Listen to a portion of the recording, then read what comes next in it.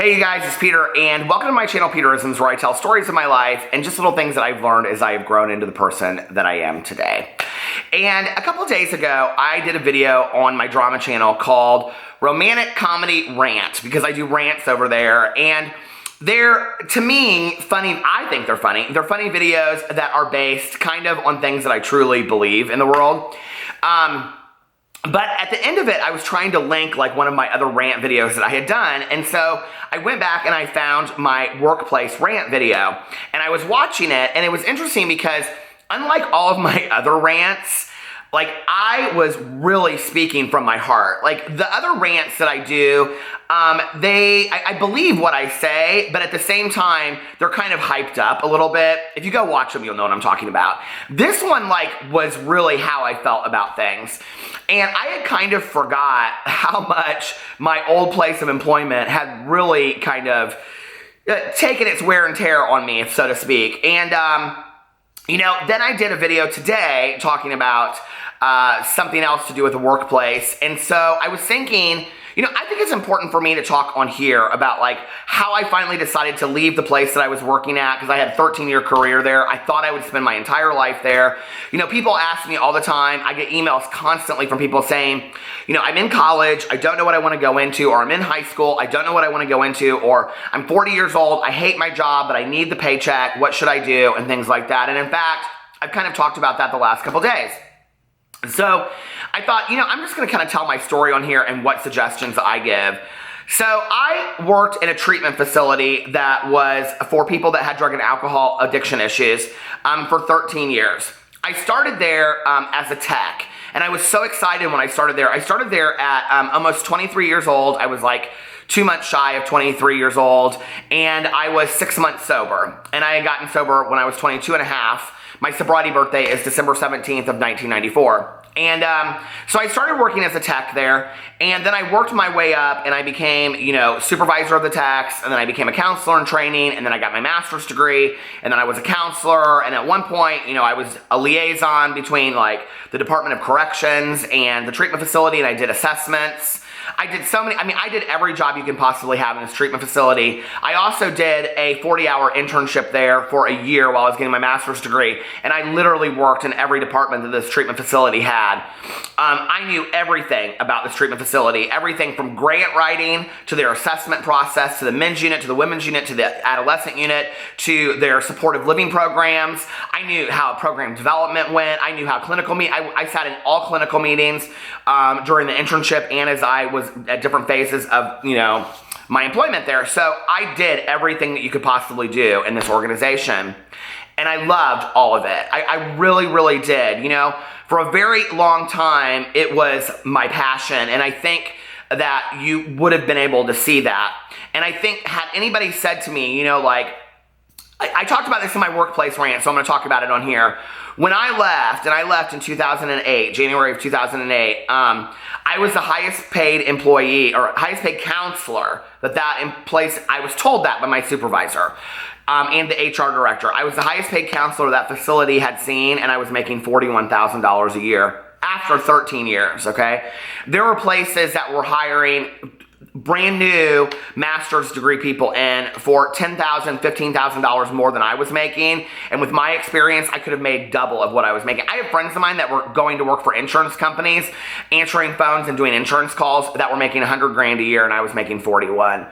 But I so believed in the mission of working with addiction and what I was doing, and I just loved the environment, and I loved the people that I worked with. But what happened over time, okay, was that our facility became very, very political. Roles started to change. We no longer were a team. It was kind of everybody out for themselves. I don't know if you've ever worked in an organization like that before, where you go in every day and you're like, part of what you enjoy is the people that you work with, And this occurred to me one day while I was working there. And if you've never thought about it, think about this, because I think it's important. It really is important that you like the people that you work with, and that you want to be with them, and that you consider them friends. And people think that's not important, but we sometimes spend more time with people that we work with than we do our loved ones, because we're spending a structured 40-hour work week plus with these people. So if you're not getting along with the people that you work with and you don't like them and you feel like they're talking behind your back and you're worried every day you go into work, that's a problem. Like, that might be a big red flag, like ding, ding, ding, ding, ding, ding. I need to go look for someplace else. I need to go someplace where I'm working with people that I enjoy, okay? What happened for me was that I worked with people that I enjoyed for a long time, but then one would leave. You know, I worked with a lot of women. I talked about that in my workplace. I mean, that's kind of just the field of social work. And I love working with women, I do. But a woman would get married and then she would have a child and she would stay and work part-time, but then eventually they would leave and they would hire in new people. Well, the original team that I started with was not the original team that I ended with. And so a lot changed over time. And honestly, I kind of aged out of it too. You know, I really believe that a lot of that early stuff, you know, is something that younger social workers should be doing and working with, and younger counselors, because I think that's something that they really enjoy. I'm completely out of the field today. Like, I completely left the field. I was like, I don't want any part of this anymore. And I didn't leave then, I left later, because I had a private practice on the side. And so it was very easy for me to transition over. And in December of 2007, going into 2008, now this is kind of funny. What happened was, it was very obvious that I was not, and this is me telling my truth, okay? It was very obvious that I was not happy at this organization. I would get very angry in clinical meetings, and then I would get sat down like a good boy and like, you know, tisk tisk. And then one of the things that started happening was I started coming in late a lot. And, you know, it started being like 10, 15 minutes late. And I would always stay over. So if I was 15 minutes late, I would stay a half an hour over, you know? So I was still working my hours. But they started keeping a closer watch on me, and I started getting written up a lot. Now, I worked at this facility for 11 years, 10 years, 11 years, and never once got a reprimand, a warning, a write-up, nothing, okay? Not one thing. And in fact, I had seen, because I worked so closely with my supervisor, I had seen numerous people get paper trailed. And if you don't know what that means where they start writing you up for everything because they know they're eventually going to have to fire you. And when they do, they have a paper trail of evidence of why they can fire you, okay? And you can't claim, unemployment because you got fired appropriately. That's what they do, okay? So I had seen so many people get paper trailed. I mean, they never said that they were doing that, but I knew that that's what was going on.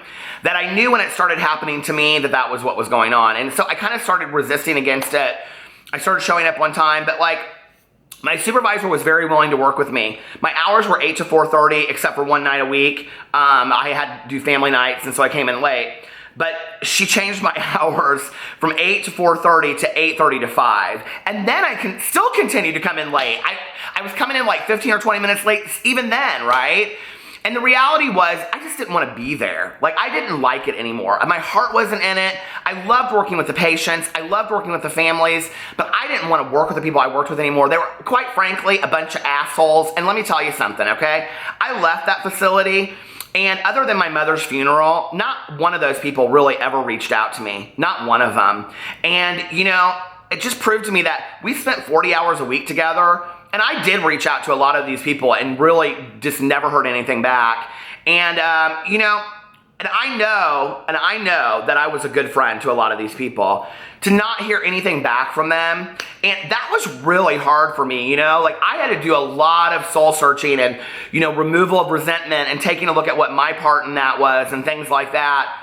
But I'm just telling you, okay, when you think those people that you work with day in and day out are your best friends, they're not. And once you don't work for that place anymore, number one, even if there's not any conflict whatsoever and you leave, it's still difficult for you guys to see each other because you don't work in the same place anymore. So now, you know, if it's two hairstylists and you're working in different salons, it's like, okay, let's get together for a glass of wine. But the reality is it's not going to be every night after work anymore because you are in two different environments. Things change, right?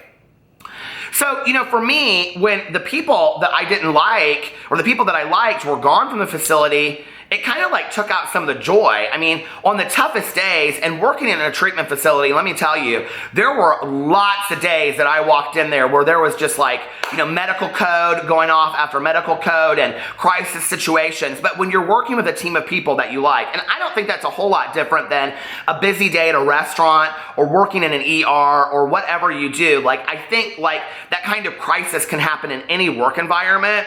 But when you're doing it with a team of people that you love, it almost kind of makes that crisis enjoyable to work through. It kind of feels like you're in part of a cathartic process with other people. And you truly do feel like you're a team and that you're working together. When that team is gone and you don't have people that you trust anymore, it doesn't make that enjoyable. It doesn't make it feel like, and what I mean by enjoyable in that situation is that you're actually doing some good work. You're actually like, the end of your shift, you're like, damn, we did some good work today. You know what I mean? Like it no longer feels like that. It no longer feels like you're contributing to the world. What it feels like is you're busting your ass out there alone and nobody appreciates it. And if that's the organization that you work for, what I would suggest to you is that you start looking for other things, okay? And what I mean is, like, if you're going into work every day and you're dragging your feet and you're saying to yourself consistently, okay? And not because you don't want to work, because a lot of people don't want to work. I love to work. I honestly do, okay? I mean, I love to work. I am so driven. Give me a list of 20 things and I can do it. Like, that's the kind of person I am as a worker. And I've always been that. And, I don't know where my work ethic comes from because both my mom and dad were hard workers, but and my dad still is. He's 78 years old and he still works, every day. And, but that's just who I am inside of me. I very rarely ever called in sick, and I just loved working. And then I went over and I had my private practice and eventually I phased that out and started some other businesses because I just was done, like I had put in my time. I loved what I did, but here was the other thing. You gotta know when to walk away, And I think this video is also appropriate for people that have had long-term careers. Even if you've worked at an organization for 20 years and let's say you're in your 50s and you're like, I'm so close to retirement, that doesn't mean that you can't go work somewhere else for 10 more years, okay? And let me tell you why I think that that's important for people to know, is that like any good TV show that we've watched, right, that we've gotten so hooked on, that all of a sudden announces that they're gonna walk away and not do it anymore, that it's the final season, and we're always like, oh my God, the final season, why? You gotta know when to walk away. You gotta know when it's done, right? And, my dad recently told me that he was retiring this May and June. And I said to him, why now, Dad? And he said, because it's time. He goes, I'm getting like emotional thinking about my dad retiring because I've only ever known my dad as a doctor, And he said, I've had a 40-year career, Peter. He was like, it has been awesome. He was like, but you got to know when you got to walk away. He was like, you know what I mean? He's like, you don't want to be retired. You want to retire. And I think that that's true. And there was a moment that I had when I was like, my practice was full and I was getting referrals out the ass. And I was kind of like, this is enough. Like, this is enough right here. You know what I mean? And I've loved this, and this has been enjoyable to me. And this was probably, I would say, the 16 or 17 year mark of me total. I mean, I worked a total of 20 years in the field. So I was kind of like, at that point, I was like, okay, I think I'm going to start slowly moving down and not seeing people anymore. And it opened other opportunities for me, But I didn't just quit my job overnight. And I would recommend that you don't just quit your job overnight, Start looking for other things. When you have a job and you don't have to quit today, but you're just thinking that 6 months from now, this isn't where I'm going to want to necessarily be, you can start putting things into place. You can start interviewing other places. You can start looking at other places, and really planning out what your future you want it to be. I always tell people when they're like, I want another job, I'm like, don't quit the job you have now. You need a paycheck. We all need a paycheck, okay? I mean, a lot of us watch YouTube, and I think some of us after a while go, oh, well, we don't have to work like YouTubers. No, we have bills to pay, okay? Your electricity will get turned off, okay? Your cable will go away. Your Netflix will get canceled if you don't pay your bills. So we got to have paychecks, right? But at the same time, it's like you can walk away with eloquence, and you can walk away, with just in a positive way and walk into a new position. I had this coworker of mine, her name was Katie, and she was fantastic. And I don't know where because she was a lot younger, and I don't know where she got some of the skills that she got. But I will never forget that she got another job working with adolescents, and it was honestly like upgrade. I mean, she was going from one facility that was like addiction to like a serious like psychiatric facility, and I was very, very proud of her. And she didn't lie to anybody about it. You know, she said, like when she got the position, she came in and she sat down with our supervisor and told her, and then she came out and in our clinical meeting, she said, I just want you all to know, I've given a month and I'm gonna train the next person. And she trained the next person and did it appropriately. And then I'll never forget, on her last day, she had McNamara Florist, which is like the elite florist in Indianapolis, this huge bouquet of flowers sent to our unit, and with this card that said, thank you for the opportunity of a lifetime. She did it appropriately, you know? And that's how you should do it, is you should be thankful for the time that you had, but at the same time be willing to walk away with grace and know when your time is up and know when you want to walk into something else. We're going to have more than one career in our lifetime, and that's okay. You know, I used to get really, really sad because I thought, I'm supposed to work in treatment for the rest of my life. Hell, I don't even think I'm supposed to work with anything to do with addiction anymore, you know? Except for tell my story, which I am. I'm writing my book about going through treatment. So, you know, I think like there are different ways for you to do the mission that you did then, if that makes sense. You don't always have to do the same thing that you did over and over and over again. You know, maybe you work in a restaurant. You're like, I still love working in restaurants, but I don't want to do it in this capacity anymore. Well, what do you want to do? You know, there's a lot of different opportunities. There's catering, and there's this, and there's that. You know, there's so many different opportunities. Sit down, make a brainstorm a different kind of list of what you can do. But if you're miserable in your job, okay, this is the last recommendation of all the suggestions I'll give. Set a time limit in your head for how long you think you can handle it. And that can be a week, 6 months, 3 months, 3 years, 10 years, whatever, right? But make a list of the things that you need to change to continue to stay at this organization. I need people to be nicer to me. I need to be validated by my supervisor. I need a holiday, whatever it is that you need, okay? Make a list in your head or write it down or whatever, and then set a date and say, okay, by January 1st, if these things have not changed, and I'm continuing to walk in on a daily basis where I feel like I'm gonna get fired every day, and I don't like my coworkers and they're not very nice to me, and I've tried, but here's the thing, you set the date, so January 1st. If by that date nothing's changed, I'm leaving. I'm putting in my resignation on January 1st. So set a date, right? But between now and that date, do everything possible in your power to change that environment. And that can go for anything. That can go for a friendship. That can go for a marriage. That doesn't have to just be a work environment. That can be anything to set that date. Somebody gave that to me as an example, as a suggestion years and years ago, and I love that. I do that every day in my life. I'm like, okay, if this hasn't changed by then, I even do it with books that I'm writing, you know?